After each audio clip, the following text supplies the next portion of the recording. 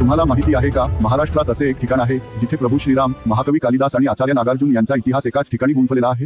हे ठिकाण म्हणजे नागपूर जवळील रामटेक. प्राचीन काळी या परिसराला सिंधुरागिरी असे संबोधले जाई. येथे गौतम ऋषींचा आश्रम होता. प्रभू श्रीरामांनी वनवासाच्या काळात माता सीता आणि लक्ष्मण यांच्यासह येथे 4 महिने चातुर्मास व्यतीत केले होते.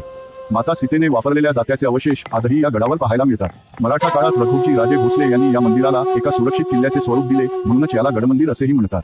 येथे प्रभू राम, माता सीता आणि लक्ष्मणाच्या अत्यंत विलोभनीय मूर्ती आहेत. या गड मंदिराच्या परिसरातच काही अंतरावर ऐतिहासिक अंबाला तलाव आहे, ज्याच्या काठावर अनेक प्राचीन मंदिरे असून त्याचे धार्मिक महत्त्व अनन्यसाधारण आहे. याच पावन भूमीवर बसून महाकवी कालिदास यांनी त्यांच्या जगप्रसिद्ध मेघदूत या काव्याची रचना केली होती. रामटेकचा कण अनकण अध्यात्म आणि ज्ञानाने भरलेला आहे. येथे महान बौद्ध दार्शनिक आचार्य नागार्जुन यांचा मठ आहे, तर दुसरीकडे जैन धर्माचे तीर्थंकर शांतीनाथ भगवान यांचे भव्य आणि विशाल मंदिरही आहे. आणि हो, रामटेकचा प्रसिद्ध कपुरी पान खायला विसरू नका. येथील पानांचा दर्जा इतका उत्तम आहे की त्यांच्या संवर्धनासाठी येथे विशेष पान संशोधन केंद्र देखील स्थापन करण्यात आले आहे.